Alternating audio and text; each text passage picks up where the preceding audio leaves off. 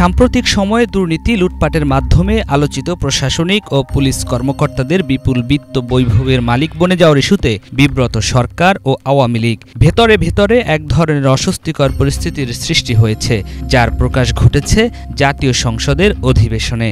তারা সরকারের কেন্দ্রে অবস্থান করে তারা যে সকল কাজ করেছেন, এগুলো যে কোনো সংবেদনশীল সমাজের জন্য অত্যন্ত চিন্তার এবং শঙ্কার বিষয়।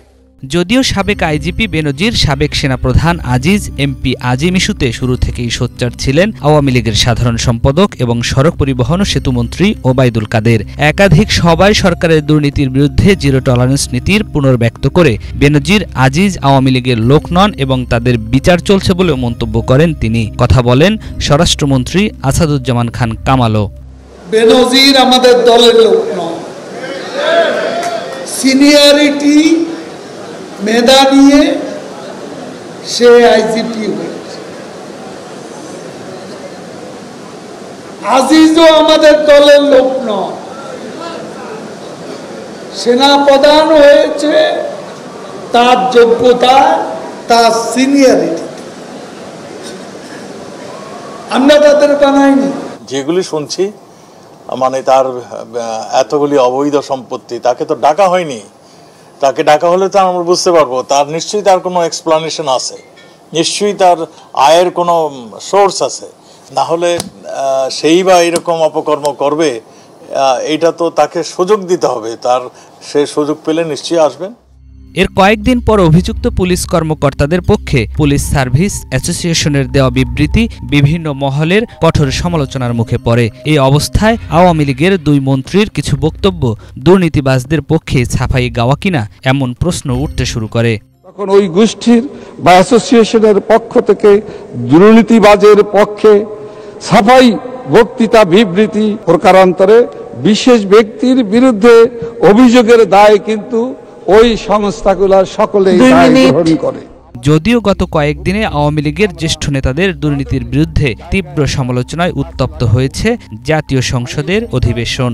দলের যুগ্ম সাধারণ সম্পাদক মাহবুবুল আলম হানিফ এবং আফমা বাহাউদ্দিন নাসিম একের পর এক সরকারি কর্মকর্তাদের গাড়ি, বাড়ি, জমিসহ বিপুল পরিমাণ অবৈধ সম্পদ অর্জনের তথ্য সামনে আসার প্রেক্ষাপটে রীতিমতো ক্ষোভ ঝাড়েন। রাজনীতিবিদদের পাশ কাটিয়ে আমলাদের উপর সরকারের অতি নির্ভরতা এবং আইন করে দুর্নীতিবাজ কর্মকর্তাদের শাস্তি দেওয়ার বিধান শিথিল করায় উষ্মা প্রকাশ করে তা সংশোধনের দাবিও তোলেন তারা। দুর্নীতিটাই আমাদের সমাজের, আমাদের সরকারের সমস্ত অর্জন ম্লান করে দিচ্ছে। একটা ছাগলের মূল্য মাত্র যেটা হয়তো 120 কেজি হবে, যাকে 15 লক্ষ টাকা দিয়ে ছাগল কিনছে, এটা কারা করতে পারে? যাদের অবৈধ আয় আছে তারাই করতে পারে। দফায় দফায় বেতন বৃদ্ধি করা হয়েছে, তাদের সুযোগ সুবিধা বৃদ্ধি করা হয়েছে, তারপরে কেন দুর্নীতি হবে? দুর্নীতি হয়তো সরকারের ডেভেলপমেন্ট এবং প্রকিউরমেন্ট ওয়ার্কে, তো সেখানে একজন রাজনীতিবিদের সুযোগ কোথায় দুর্নীতি করার, যদি সরকারি কর্মকর্তারা তার সঙ্গে জড়িত না থাকে? 1000 কর্মকর্তা কর্মচারীর বিরুদ্ধে দুর্নীতি এবং অনিয়মের অভিযোগ তাদের জমা হয়েছে। দুর্নীতি বিধিবিধানকে বরং আরো নমনীয় শিথিল করা হয়েছে। ক্যাডার কর্মচারী দুর্নীতি প্রমাণিত হওয়ার পরও নামমাত্র দণ্ড দিয়ে তাকে চাকরিতে বহাল রাখার সুযোগ আছে। অপরদিকে নন ক্যাডার কর্মচারী দুর্নীতি প্রমাণিত হলে তাকে চাকরিতে বহাল রাখার আর কোনো সুযোগ থাকছে না। ছাগল কিংবা অন্য বোবা প্রাণী চিহ্নিত করার আগেই আমি মনে করি এদেরকে চিহ্নিত করার প্রয়োজনীয় ব্যবস্থা সংশ্লিষ্ট সংস্থাগুলো নিয়ে। বিল খেলাপি, ঋণ খেলাপি, অর্থ পাচারকারী, ব্যাংক লুটেরা, দ্রব্যমূল্য বৃদ্ধির সিন্ডিকেট যারা করে তাদেরকে চিহ্নিত করতে হবে, তাদের তালিকা প্রণয়ন করে তা জাতির সামনে উপস্থাপন করার প্রয়োজন বলে আমি এখন মনে করি। এ বিষয়ে আওয়ামী লীগের কোনো নেতাই প্রকাশ্যে মন্তব্য করতে রাজি হননি। তবে অফ দ্য রেকর্ডে প্রশ্ন তুলেছেন টানা 4 মেয়াদে ক্ষমতাসীন একটি সরকার এবং তার এত সংস্থার অজ্ঞাতসারে এত বড় বড় দুর্নীতি লুটপাটের ঘটনা কিভাবে চলতে পারে।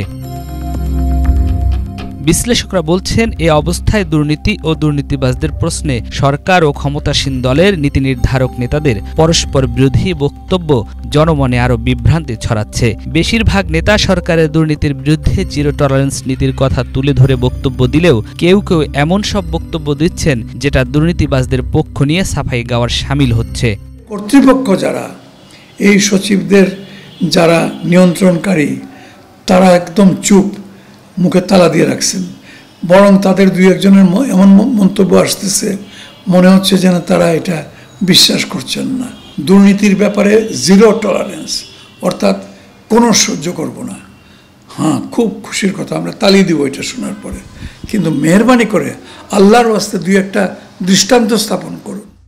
এমন পরিস্থিতিতে জনমনে সৃষ্ট ক্ষোভ এবং সরকারের ভাবমূর্তি ফেরাতে এখনই বিষয়টি কঠোর হাতে দমনের পদক্ষেপ নিতে হবে বলে মনে করেন রাজনৈতিক বিশ্লেষকরা। নিয়াজ মাখদুম, বাংলা ভিশন, ঢাকা।